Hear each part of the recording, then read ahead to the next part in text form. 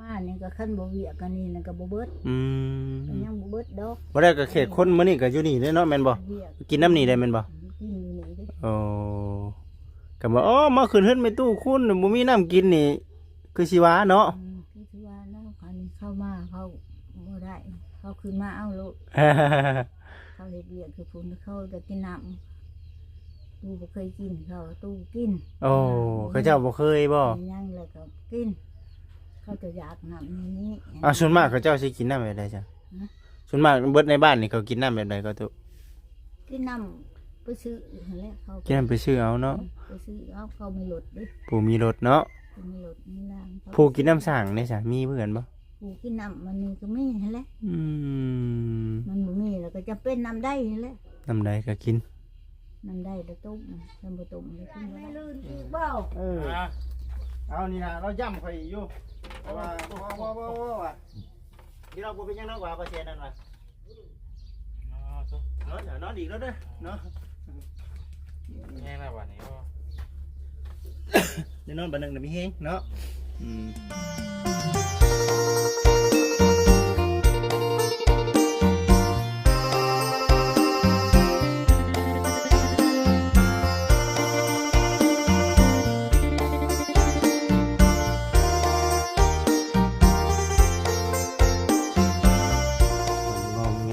พี่น้องเอ้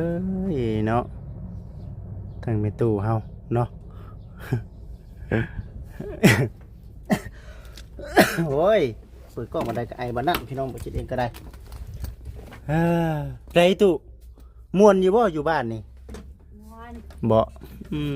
นั่งไปนั่งมากก็คิดเห็นคำบอกคำว่านี่แหละพี่น้องเลยเนาะทางไปคิดเองก็ได้เป็นยังคือว่าชั้นเนาะมาอยู่พี่นี่จักปีแล้วเจ้านะแต่มาอยู่ใหม่นี่มาอยู่ใหม่เลยปีนึงปีนึงมาอยู่ใหม่อยู่ว่าชัดเขาหากันมาปีน่ะมาอยู่นี่นะมาปีนี้เลิกข้อเขาอยู่นี่โอ้แต่ก่อนนั้นหลายปีออกมาแต่ปี2000แม่ไปอยู่น้ำลูกผู้พี่บ้าอันนี้โอ้ลูกชายได้จะมาอยู่บ่ลูกชายนะลูกชายมาก็บ่บ่ฮู้มื้อที่มื้อนี้ได้มาจากสักมันสักมื้อนี้มาอยู่บ่มื้อนี้บ่ มื้อนี้ก็บ่ได้มามื้อนี้บ่โอ้วันศีลวันพระหรือจากสักวันศีลวันพระน่ะอยากซักอ๋อจักมีเทศแนวใดบัดนี้ก็งอมๆแง้มๆคนเดียวแล้วบัดนี้เนาะคันว่ามันบ่สักบ่ดึงแม่ก็บ่อุกใจปานใดสิเอาไปปัวมันเพราะว่าบ่ได้เป็นบ้าก็บ่ได้เป็นบ้าติบ่ได้เป็นบ้าปัวก็ปัวสิเจ้าว่าไปนั่นน่ะ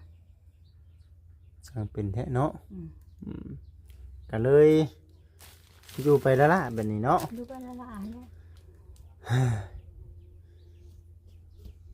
อุกอังใจอยู่บ่อุกน้ำลูกเนาะตัวนี้เนาะอุกน้ำลูกแต่ว่าคือทั้งแม่นี่คือใครแต่ว่าลูกเมียมันบ่ทิ่มอย่าดอกฉันลูกเมียเพิ่นบ่ทิ่มเด้ลูกเมียทิ่มนั่นก็แห้งแล้วก็ทิ่มคนบ่ให้ทิ่มแล้วสัวแล้วตะกี้มันก็บ่ได้สัวตะกี้ก็บ่ได้สัวเนาะเฮ้ยพี่น้องเอ้ยเนาะสิแลอยู่นำทางแม่ตู้ก่อนถามซาบ่เสียนเพิ่นช่วงเพิ่นไม่นอนได้พี่น้องเนาะบ่เสียนเพิ่นเมื่อคืนนี่เพิ่นแม่เพิ่นพาญาติพี่น้องไปห้องหมอตอนตี4เนาะ4 โมงจึงได้มาก็ได้อยากนอนนะพี่น้องเอ้ยก็ได้ให้บ่เสียนเพิ่นนอนพักผ่อนก่อนเดี๋ยวสิได้เมื่อมาซั่นนะใช่หมอเจ้าบ่มีในลูกบ่ได้มีแล้วอย่าดอกบ่มีแล้วเอาลูกให้นี่บ่ว่าได้จังว่าแน่น่ะนอนบ่ได้นั่นแม่เว้ยเอานั่นได้โอ้ลูกเพิ่นนอนมอนอยู่บ่ได้มูใต้โลกบ้านว้าเอาขากล้องหมุนโอ้ตายจังนอนนี่ได้จะบ่บอกแม่บ่ลูกนอนอยู่ทั้งไม่ได้นอนอยู่เฮือนใหม่หรือเป็นหยังเนาะโอ้ยบ่กับบ่ติได้พี่น้องบ่ติบ่แสนได้แบบว่าบ่ติบ่แสนเพราะว่าเราอยากนอนนะพี่น้องเอ้ยอยากนอนช่วงนั้น เป็นหนึ่งได้อพี่น้องเด้อเดี๋ยวเอาหมอนให้เพิ่นก่อน ได้เจ้าที่ลูกเขาแล้วแม่นางนี่เพื่อนแล้วพาลงไปนอนขี้ดิน นี่คือนอนขี้ดินเนาะ นอนพอแห้งเลยขี้ดินนะ แม่เพิ่นก็จนขึ้น มัน แห้ ยัง งเลย ยานไม่ลื่นอีกเปล่า เอานี่นะเราย่ำข่อยอยู่เพราะว่าว่าที่เราบ่เป็นยังน้อยกว่าเปอร์เซ็นต์นั่นว่ะเนาะเดี๋ยวนอนอีกแล้วเด้อเนาะ แห้งแล้ววันนี้ก็ เดี๋ยวนอนบัดนึงเดี๋ยวมีแฮงเนาะคึบนอนพักผ่อน เพื่อนได้ละบ่คือมาเห็ดให้แม่ก็จะแลก ยันแม่ลื่นนอนขี้ดิน รับเองกัน รับเองมันด้วยนี่ดิพี่น้องเลยเนาะเป็นซานดันเป็นคักแล้วงามแล้วบัดนี้มีแต่อันนี้จะเป็นบอลไว้น้ำไว้ในเนาะบอลไว้ถวยไว้บวง บอลไว้ถวยไว้บวงไว้ตู้เนาะบอลเขาน้ำซ้ำปลาพี่น้องเด้อถือว่ายังหลายอยู่ดอกเนาะคนเฒ่ากินเฮงอยู่ดอกเนาะ เรากิน บุเปลืองเนาะพี่น้องเอ้ยคนเฒ่านั้น มาพันล่างเถื่อผัดลูกล้านบ้านใกล้เมืองเคียงมากกับผัดเอามาได้ มายืนก่อนติ มันยืนก่อน ดีแล้วดีแล้ว อันนี้มันก็ยัง นั่นๆเลย เบิ่งจะพี่น้องเด้อเนาะสิย้อนยุคถามแม่ตู้ก่อนสักเด็กสักหน่อยเนาะมือทำอีดดีๆเนาะมือที่ว่าลูกไปพ่ออยู่สวนอ้อยเนาะแม่นบ่มื้อนั้นเนาะแม่ตู้รู้สึกในใดตอนน่ะรู้สึกย่านอยู่บ่ตอนน่ะ บดให้ย่านกับบ่ย่านดิ้นนั่นแหละ ดิ้นคือว่าดิ้น ดิ้นแล้วมือตาก็เห็นเอ้าพวกนี้มาอีกแล้วเนาะนะมาเนี่ยน้ำเมื่ออีกแล้วเนาะว่า บ่แบบมือสบิดเลยหั่นนะ มือสบิดเลย บ่จักนะ มือจักหยังเลยเนาะ บ่จักยัง อ๋อคือไปเอาก็คือมาเลยเนาะ มาเลย โอ้พี่น้องเอ้ยมาแล้วก็ถามในตู้เพิ่นพี่น้องเนาะตอนนั้นมีคนมาถามอยู่บ่ตอนนั้นยังบ่มีไผมาถามเลยเนาะตอนนั้น ยังมีบ่หรือว่ามี อ๋อแม่นอยู่มีอยู่เนาะ มีอยู่เป็นทั้งทหารน่ะเด้ ทีมงานเพิ่นมาเยี่ยมอยู่พี่น้องเอ้ยเนาะมีแต่บัดนี้เนาะก็บุญบารมีบุญบารมีของทั้งท่านแม่เพิ่นเนาะมีลูกมีหลานจะช่วยนี่ก็บ่พี่น้องเอ้ยน้ำในนี่ทั้งไอ้เตียงบ่ตัวนี้ นั่นแหละ ชื่อเพิ่นอยู่บ่ไอ้เตียงน่ะ คืออยู่ ชื่ออยู่เนาะ ก็ถือว่าเราเอามาให้ยังบ่ได้เบิดเนาะ ยังบ่ได้เบิดยังบ่ได้เบิด บ้านพวกลูกก็มานี่ก็คันบ่เวียกกันนี่นั่นก็บ่เบิดก็ยังบ่เบิดดอก บ่ได้ก็เขตคนมื้อนี้ก็อยู่นี่เด้อเนาะแม่นบ่ เวียก กินน้ำนี่ได้แม่นบ่ กินอยู่นี่เด้ โอ้ก็บ่มาขึ้นเฮือนไปตู้คุณบ่มีน้ำกินนี่คือสิว่าเนาะ คือสิว่าเนาะคันเข้ามาเขาบ่ได้เขาขึ้นมาเอาลูกเขาเฮ็ดเวียกคือพุ่นเขาจะกินน้ำตู้บ่เคยกินเขาตู้กิน โอ้เขาเจ้าบ่เคยบ่ ยังแล้วก็กินเขาจะอยากน้ำนี้ ส่วนมากเขาเจ้าสิกินน้ำแบบใดจ้ะส่วนมากเบิดในบ้านนี่เขากินน้ำแบบใดก็ตุ กินน้ำไปซื้อนั่นแหละเขา กินน้ำไปซื้อเอาเนาะ ไปซื้อเอาเขาไม่หลดเด้ ผู้มีรถเนาะ เขาไม่หลดไม่ล้างเขา ผู้กินน้ำสั่งนี่จ้ะมีเพื่อนบ่ ผู้กินน้ำมันนี่ก็ไม่นั่นแหละ มันบ่มีแล้วก็จะเป็นน้ำได้นั่นแหละ น้ำใดก็กิน น้ำได้แล้วต้มน้ำบ่ต้มแล้วกินบ่ได้ อื จะต้ม ม น้ำมันยังเป็นกันตา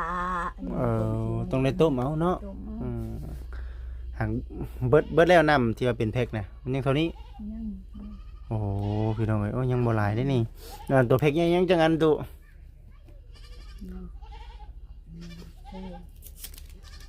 สามสี่อัน 4 อันได้อพี่น้องเด้อเนาะ เล็กน้อยมันก็ยังโชคอัน ยังบ่หลาย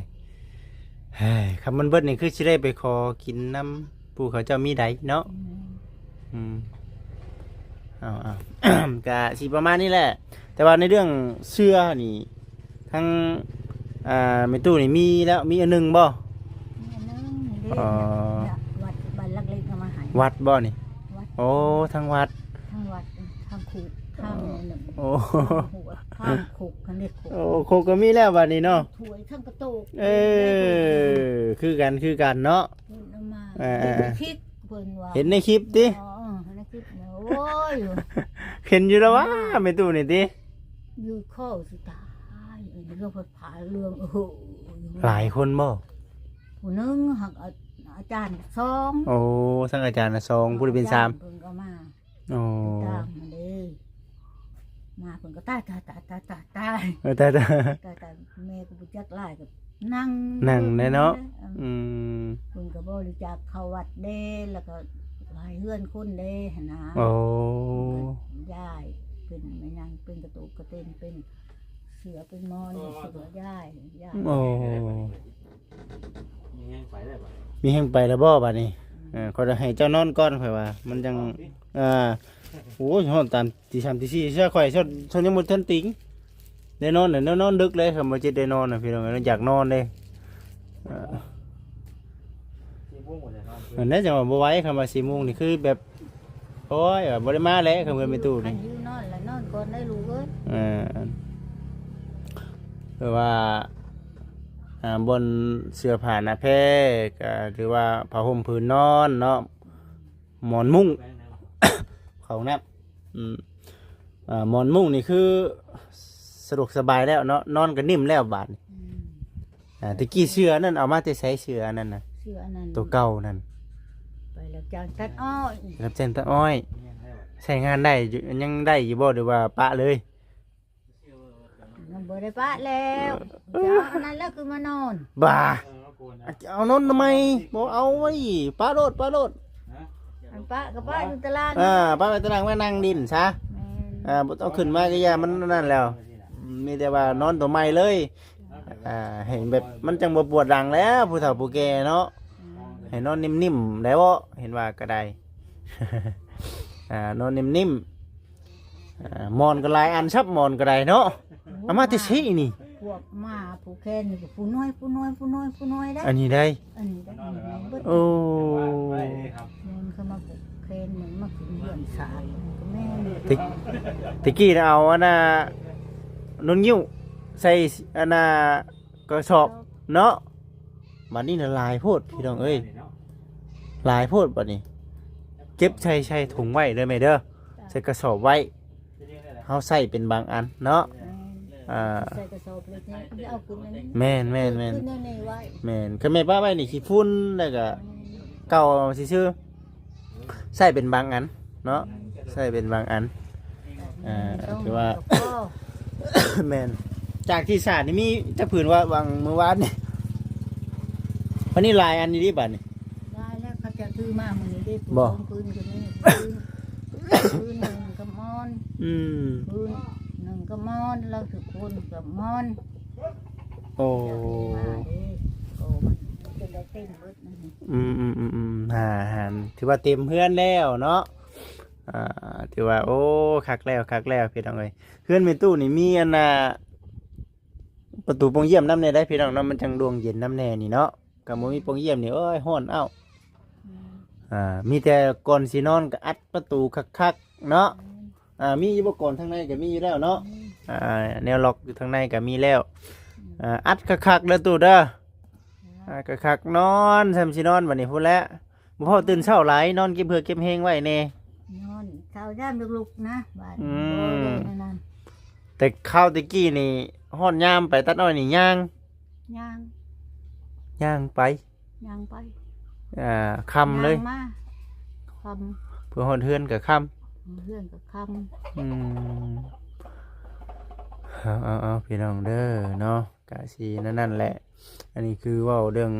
ความทุกข์ความยากของแม่ตู้ที่ผ่านมา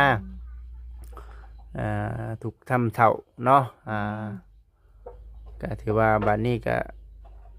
บนอยู่มันเศร้าก็มีแล้วก็ในเรื่องความลูกเต้าลูกหลานก็ในความเป็นจริงทางบ่จิตเองก็คือว่าหั่นแหละพี่น้องเอ้ยเนาะคันว่าคิดได้ก็อยากให้มาเบิ่งแยงซะ ำ นะ สาธุ แม่นเพราะว่าเฮาสิเครียดสิให้กันตลอดไปมันก็คือรู้สึกว่าบ่ได้เด้เนาะพี่น้องเนาะ คันสิให้ผู้เป็นแม่นี่ไปหาในนั้นในนี่ก็อีกบ่คืออีกเนาะจังว่านี่นะถ้าหากว่าลูกหลานเนาะลูกหลานผู้น้อยๆน่ะมีว่าผู้น้อยๆน่ะ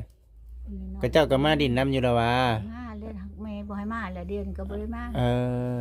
ตะกี้ยังมาถ้าแม่ถามว่าละไปสิจะมาแม่หั่ง เออ เมื่อเดี๋ยวนี้แล้วเพิ่นหายแม่แล้วก็ผมบอกบ่ให้มา โอ้ แม่ก็บ่ยอมไปบอกอีก เฮ้เนาะบ่ก็สิบ่จิสิถามแบบนี้น่ะคือว่ายังน้อยพี่น้องเนาะลูกหลานซะเนาะมาเยี่ยมมายามมาดินน้ำก็ยังดี ก็เรื่องความผิดพลาดมันก็มีอยู่แหละแต่ว่าขึ้นได้ก็ขึ้นเอาหั่นนะ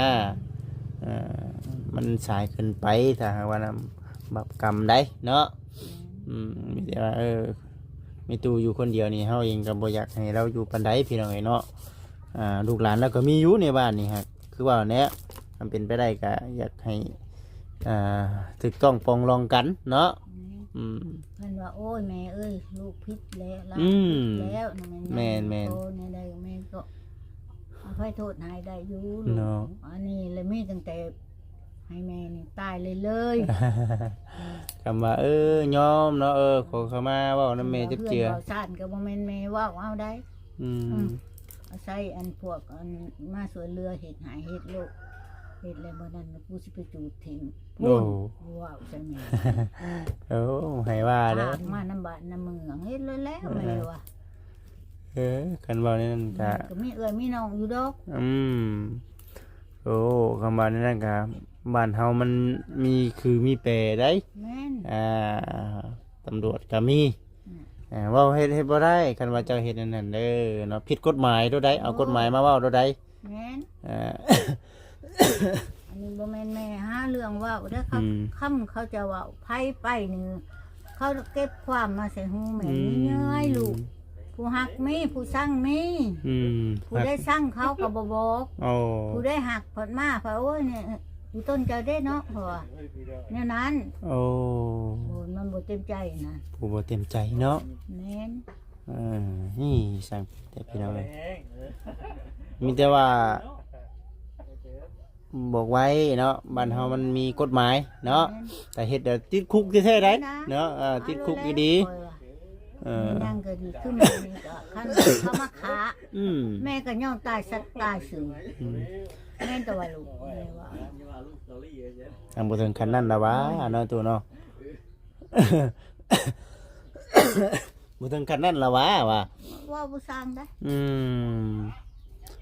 จากที่ได้ยินมาได้ยินแบบนี้เนาะเฮ้ยเอาจังไดก็ได้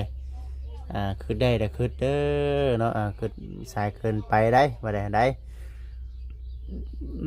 เมียนอยู่น้ำบ้านน้ำเมืองสำใดสำหนึ่งแต่ว่าอยู่นอกเด้เนาะเจ้าสิสำใดหั่นนะบ้านเฮามันมีกฎหมายเนาะยิ่งเป็นแบบนี้ยิ่งโอ้สังคมประนามเลยพี่น้องเอ้ยมีแต่คือสิได้นี่ขนาดลูกเต้าลูกหลานเนาะเพิ่นยังหักยังแพงหั่นนะให้คิดเอาว่าลูกตัวเองแท้ๆหั่นนะที่เป็นจังได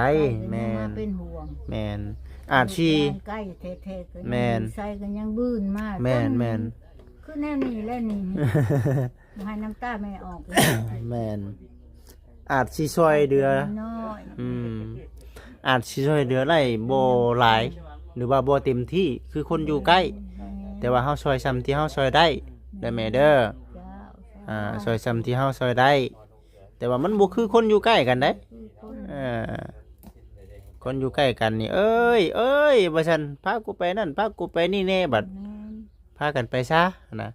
สิว่าถ้าว่าเอ้ยลูกเอ้ยมารับลูกแม่นี่เด้อบัดอยู่ซิโนพุ่นเพื่อมาฮอดก็ว่าอยากไปแล้วเฮ้ยเนาะนั่นแหละจังว่ามีแต่จังใดก็ขอให้มีแต่คนหักคนแพงนั่นแหละเด้อตู่เด้อมีแต่คนหักคนแพงมีคนหักคนหอมพี่น้องถือว่าเป็นห่มโพห่มไส้ให้ลูกให้หลานเนาะอายุมันคนยืนแม่น แม่นี่อยู่ได้นำค ขั้นบ้านเมืองแม่ก็เบิ่งเขาตลอด อืม เขาเจ็บเขาเป็นแม่ก็เบิ่งเขาเป็นแบบใดแม่ก็เบิ่ง เบิ่ง เวลา นั่นแหละ เขาเกิดลูกเกิดเต่าก็เบิ่งเขาสุดขีดสุดขัน แม่นต้องเบิ่งไปแบบนั้นนั่นแหละแม่เบิ่งไปแบบนั้นเบิ่งไป แต่ แบบนั้น ว่าขั้นว่าเขาไปห้องหมอเขาก็เสียเงินหลาย อืม เขาเลยมาใส่แม่เนี่ยก็มึงบ่เสียบ่ก็เสียธรรมดา อืม เด็กเนาะ อ่า คันว่าผู้จนอะไรแม่ก็บ่ได้อ่าน อืม พอแต่ชีวิตเรา อืมเออ นั่นแล้วเขาจังบ่ทิ้งแม่ได้ อืม ได้อีหยังแม่คุมื้อนี้บ่ได้ไปหากินลูกบ่แม่นเขามา เป็นหมอยังเป็นหมอเป้าบ่หรือว่าจังได๋ เขาเกิดลูกหัน แม่เอาแบบว่าหมอตำแยแม่นี่เป็นหมอตำแยบ่โอ้ หักบ่ได้มียาหลอกยาลวงได้ บ่มีบ่ สามารถเอาเองได้ สามารถเองเนาะ สามารถเองคันลูกเขาบ่ออกกับแม่นี่ หรือว่าเฮามีมุนเป่าบ่หรือว่าจังได๋มีบ่มุนเป่าให้ออกสบาย มุ่นก็ว่าบ่มีก็มีอยู่ โอ้ เลือดออกเลือดเข้าออกบ่ตุดนี่คันแม่เป่าแล้ว หยุดเนาะ หยุด โอ้ เขาได้ลูกนี่3คืนเขาวิตเบิดเลือด โอ้ บ่แม่นว่าแสดงได้ โอ้โอ้โอ้เอ้าหมอตำแยก็ได้นี่ได้บ้านเฮาเนาะโอ้ดีแล้วซั่นก็เป็น คันลูกเขาบ่ออกแม่ก็ได้เสียนออก โอ้อันนี้เฮียนมาแต่ไสอันแบบว่าเอาลูกออกนี่ บ่ได้เฮ็ดให้ใส่ใช่ด้วยแนวคิดเอง โอ้ ลองเองบางคนเขาเอาตีนออก แม่ก็ดึงแอวเขาออกได้ โอ้ เขาได้ลูกสองมันแล้วเอาผู้ที่หนึ่งออกบ่เป็นหยังลูกผู้ที่สองอยากทำลายแม่ โอ้ บางคนนี่มันเอาแขนออก แม่นบ่ บางคนมันเอาตีนออกก่อน สร้างว่าได้ไหม มันได้ลูกสองน้อยคนได้อันเอาหัวออกคือกัน โอ้เอาบ่ได้คือกันบ่ซะ บ่คือกันได้ เอาแล้วพี่น้องเอ้ยสิเด้เนาะถามหมอตำแยก็แบบนี้ แต่ว่าแม่นี่มีความสามารถเห็นให้เขาได้เบิด อื แม่บ่ ม ออกกับแม่เนี่ยยกแม่ดึงออกได้นะ ก็เลยมีชาวบ้านชาวเมืองก็ฮักแพงแน่ เลยหาแพง ดีแล้วเบิ่งกันไปแม่ เบิ่ง เบิ่งกันไปหั่นแหละเนาะ เขาว่าจะเขาเจ็บท้องได้ลูกเลยเขามาเอาลูก อืมดีแล้วนะแล้วเขาเลยบ่ลืมบุญลืมคุณแม่ ได้ของกินอันเด้สิงัวเอาพ่อแม่บ่ได้ไปหากิน โอ้ แม่ก็ได้ตากเพื่อนนั่นแน่ให้เพื่อนนั่นแน่ให้ โอ้ เพื่อนนั่นแน่ให้ บัดนี้สิอยู่หยังมื้อนี้อยู่เผาหยังมื้อนี้เผาสัตว์เผาไก่บัดนี้ มันเดี๋ยวเผาสัตว์เผาไก่เผาคือเพื่อนนี่แหละ เออ มีแนวให้เผาแล้วบัดนี้เนาะ ให้เผาแล้วก็อยู่เผาไป เรื่องคุมอยู่คุมกินก็ชาวบ้านชาวเมืองนั่นแหละซอยเนาะ บ้ในเมือง อืม บ่ประมาทประมาทก็บาปแล้วกินน้ำเขาหรือว่าอันได้ยังไงลูกเขานอนบ่ลูกเขาก็ยายเป็นหยังไข่บ่ เออว่าสิตอนเนาะ ดีใจ เออเอาซะเด้อตูเด้อมีแต่อยู่ดีมีแห้งนั่นแหละ จ้า มีโอกาสก็สิได้มาเยี่ยมมายามอยู่เนาะผ่านมาทางนี้ก็ได้เด้อแม่นไปตูเด้ออยู่ดีมีแห้งสบายดีเด้อเอาไว้กินนี่ผู้เฒ่าผู้แก่กินมะพร้าวนี่มีแห้งโดยเอาซะเด้อพ่อแม่พี่น้องเด้อสิประมาณนี้แหละทางบัจิตเองก็สิได้จบคลิปก่อนพี่น้องเนาะนี่เด้